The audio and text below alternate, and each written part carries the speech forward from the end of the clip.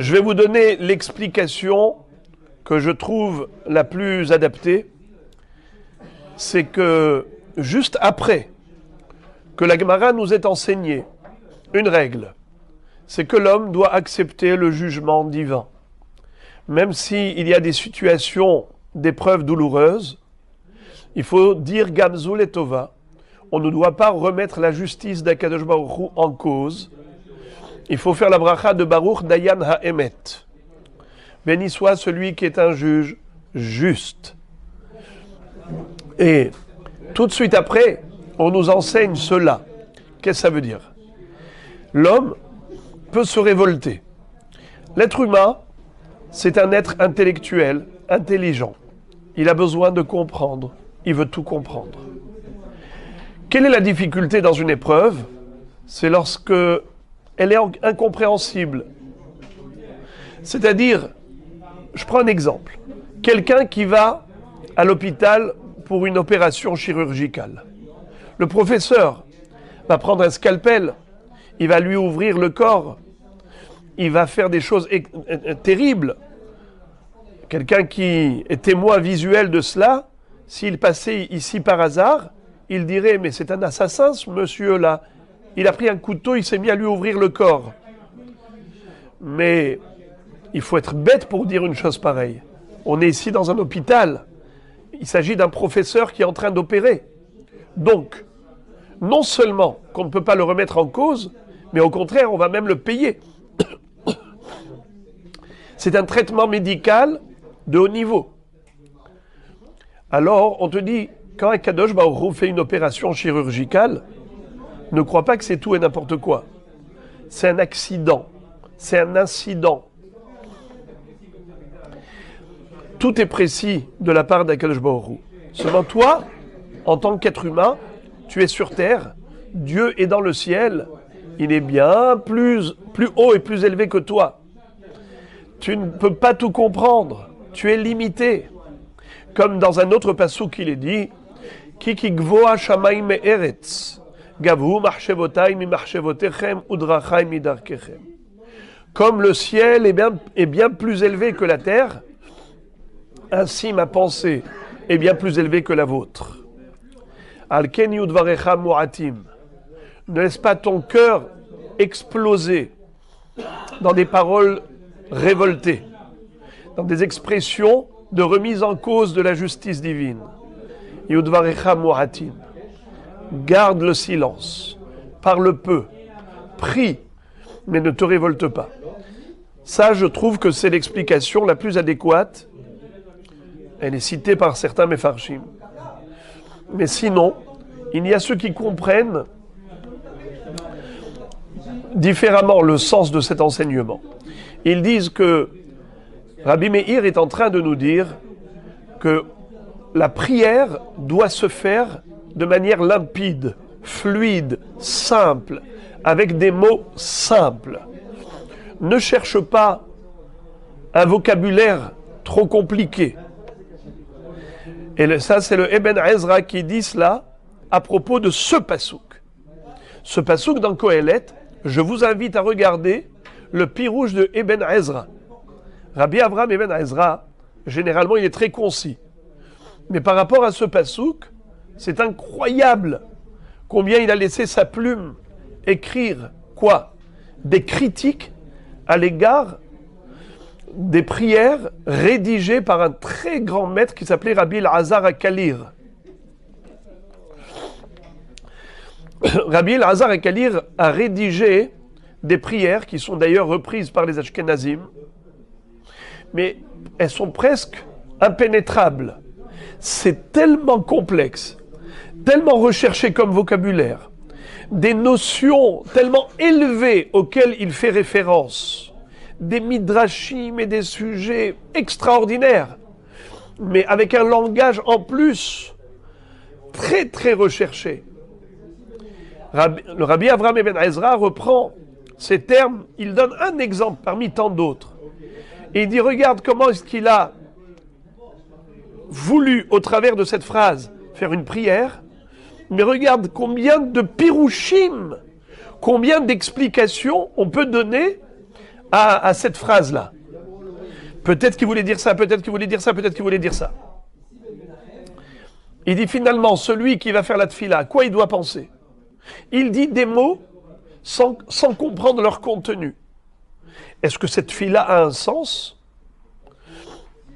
Il dit, regarde, Shlomo HaMelech, l'homme le plus sage parmi les hommes, il a fait une prière, elle figure dans Sefer Melachim. Elle est tellement simple. Il n'a pas été chercher un vocabulaire compliqué. Regarde la tfila que Anshe Knesset Agdola nous ont rédigé, les sages de la grande assemblée. Ils étaient 120 hachamim, dont la majorité étaient des prophètes. La tfila, elle est tellement simple à comprendre. On parle à Dieu. On n'a pas besoin de se travailler l'esprit, le cerveau, pour essayer de comprendre ce que l'on dit. Et que ferait donc le peuple, la majorité du peuple, qui ne sont pas des grands étudiants? Alors ils vont lire des mots sans rien comprendre, mais une prière sans kavana, c'est comme un corps sans âme, comme une écorce sans fruit. C'est pas possible. Et donc, carrément, il s'appuie, lui, Ben Ezra, pour critiquer Rabbi Elazar à Kalir, en citant ce pasouk, cet enseignement de Rabbi Meir. Les olam yud dvarav shel adam mu'atin lifnei HaKadosh Baruch Hu. Parler simplement devant Dieu, c'est ça la kavana mu'atin, pas dans le sens de la quantité des mots, mais dans leur qualité, dans leur teneur. Sheneemar al tevahel al picha, velibecha al yemaher leotzi davar lifnei ha'elokim, ki elokim bashamayim, ve'ata ala aretz, al ken yud varecha me'atim. Ça veut dire, même si, par rapport à Kadosh Baruch Hu, évidemment, bien sûr que lui comprend tout ce que tu veux dire, mais toi tu es sur terre, parle le langage des êtres terrestres, des créatures sur terre qui parlent simplement. Il faut que tout le monde puisse comprendre. Donc voilà deux interprétations à ce passage de la Gemara. J'ai envie juste de m'arrêter sur la notion de Ehad. On aurait dû lui dire, Ashrecha Rabbi Akiva, Shekiyamta, Mitzvat, Bechol Nafshecha. Quelle est l'importance du mot Ehad? Shema Israël Hashem Elokenu, Hashem Ehad. On sait que la tribu de miséricorde, c'est Hashem, Yudke Vavke. La tribu de rigueur, c'est Elokim. Shema Israël Hashem Elokenu, Hashem Ehad. Pas seulement Elokim, pas seulement Hashem, c'est la miséricorde, mais même Elokenu, même ce qui nous paraît à nos yeux comme étant de la rigueur, Elokim Midat Adin, sache que tout provient de Hashem, Midat Arahamim. Même le din d'Akadosh Baruch Hu, c'est Rahamim. Rahamim Badin. Comme a dit Akadosh Baruch Hu à Moshe Rabbeinu. Vaïdaber Elokim el Moshe, vayomer elav ani Hashem. Vaïra el Avraham el Israël el Yaakov el Shaddai ushmi Hashem lo nodati lahem. Qu'est-ce qu'il lui a dit? Il lui a dit Vaïdaber Elokim. Elokim c'est quoi? C'est Midat Adin. Vayomer elav ani Hashem. L'être humain ne comprend pas. Et d'ailleurs ce qu'il a dit à Moshe Rabbeinu. Vaïra l'Avraham et Yitzhak et Yaakov. Avraham, Yitzhak et Yaakov. Ushmi Hashem l'onodati lahem. Ils ne m'ont pas connu sous cet angle de Hashem de Midat Arahamim. Chaque fois ils avaient des épreuves. Ils ne m'ont jamais posé de questions. Ils ne m'ont jamais remis en cause. Et toi, je viens de t'envoyer chez Paro. Il a durci l'esclavage, car j'ai endurci son cœur. Et tu viens et tu te révoltes en disant la marérota la hamazé chez l'artani. Pourquoi tu as fait du mal à ce peuple? Pourquoi m'as-tu envoyé? Certes, mon cher Rabbeinu, c'est par amour d'Israël. Il a partagé la douleur et la souffrance d'Israël. Mais Rabotai, Rabbi Akiva atteint ce niveau de, en effet, de considérer que même Elohim c'est comme Hachem. Hachem Elokeinu, Hachem Ehad, Haya Ma'arich Be'ehad. Il a compris que tout est Ehad, même Elokim, même la Midat Adin, c'est Midat Arahamim. Hachem a révélé au Malachim, à Rabbi Akiva, aller droit au Gan Eden, directement, dans un niveau, comme dit Rachamim, Haruge Malchut, En Kol, Malach ou Biria, Yechola La'amod Bimchitzata.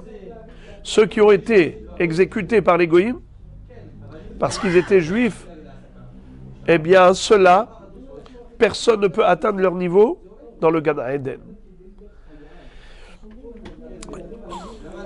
Il y a un long sujet à ce propos, mais je ne voudrais pas maintenant le développer par rapport à Rabbi Akiva, parce qu'on retrouve la même chose dans Masechet Menachot, où Moshe Rabbeinu est monté au ciel pour recevoir la Torah, et Akadosh Baruch Hu lui a montré celui qui va être Doresh, Tagim, les Tagim des Otiyot, les couronnes des lettres, Al Kol Tag Vetag, Tiletilim Shel Halachot. Et au point où Moshe Rabbeinu va dire à Akadosh Baruch Hu, tu es un homme pareil, pourquoi est-ce que tu me nommes à moi comme intermédiaire pour donner la Torah? C'est lui qui doit être le Shaliach pour transmettre la Torah au Bnei Israël. Et après lui avoir montré la grandeur de la Torah de Rabbi Akiva, il va lui dire, montre-moi sa finalité. Il va lui montrer exactement ce scénario terrible quand il se fait exécuter cruellement par les Romains. Et Moshe Rabbeinu va poser la même question en disant Zou Torah vezu Sechara. Et que je me revois lui dire Shtok, kach ala b'machshava lefanai. Tais-toi, c'est ce que j'ai pensé. C'était ma pensée. Shtok, kach ala b'machshava lefanai. Qu'est-ce que ça veut dire? Alors, il y a une explication de mes Koubalim qui disent que normalement, Dieu a créé ce monde. Pourquoi faire? Pour mériter le Olam Haba avec les mitzvot que l'on fait, Bemidat Adin. Parce qu'avant de venir dans ce monde, la Neshama avait la même jouissance dans le Gan Eden, Bemidat Arahamim, gratuitement. Elle n'avait aucun mérite. C'était une gêne, c'est une épine dans le pied. Quelqu'un qui ne manque de rien. Mais ce n'est pas parce qu'il a travaillé pour gagner son argent. C'est parce que vous lui donnez comme un mendiant. Quelqu'un ne supporte pas recevoir comme un mendiant. Il veut travailler pour préserver sa dignité humaine. De ce fait, Kshborou qui donnait le Olam Haba à la Neshama, le plaisir infini à la Neshama, eh bien c'était une grosse gêne pour elle. Kshborou lui dit, tu vas venir dans ce monde, tu vas accomplir les mitzvot, ce sera un salaire que tu auras mérité de droit. Mais en arrivant ici, comme on faute, alors on mérite, Chas v'Shalom, d'être immédiatement viré de ce monde. Comme un employé qui rentre à l'entreprise, dès les premiers jours, il commence à faire des bêtises. Alors on patiente un mois, 2 mois, après, on le vire. Je pourrais dire non, je ne vire pas. Je patiente. Midat Arahamim. Midat Arahamim. Oui, mais si c'est Midat Arahamim, alors pourquoi on est venu dans ce monde? Tout le but de l'existence dans ce monde, c'est pour mériter Alpidin, le salaire du Olam Haba. Mais comme l'être humain est tellement faible, comme dit Rashi sur le Pasuk, Bereshit bara Elokim et Hashem v'haaretz, bitchila ala b'machshava livroto b'midat haddin, ra'a sheno mitkayem, amad v'shitef midat harahamim, shenemar vayitzer Hashem Elokim eretz v'shamayim. Hashem Elokim. Pourquoi Hashem et Elokim? Parce qu'il a vu que Elokim tout seul, c'est pas possible. Les gens vont tout de suite mériter la sanction. Alors que Jbarou a associé la dimension de Rahamim. Ça fait que quand on arrive là-haut, on reçoit la récompense moitié din, moitié Rahamim. Il nous reste encore de la honte. Parce qu'on n'est pas vraiment méritant. Pas 100%.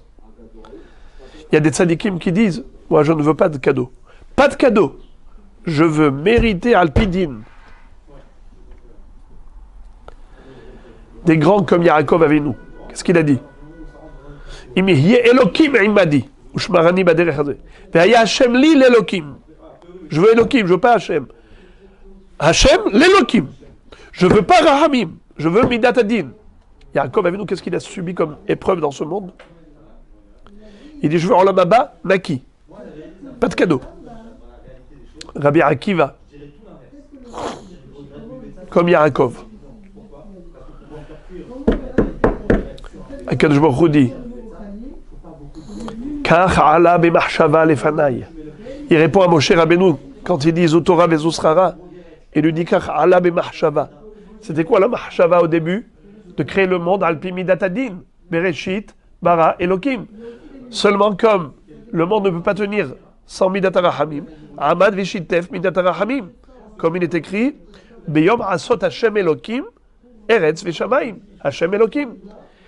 Oui, mais les tzadikim qui sont exceptionnels, ceux-là peuvent dire avec Baruch Hu, je suis prêt à relever le défi. Moi, pas de cadeau. Alors ceux-là subissent des épreuves pour avoir un Olam Haba, Rak al pi din, tout ce qu'ils méritent.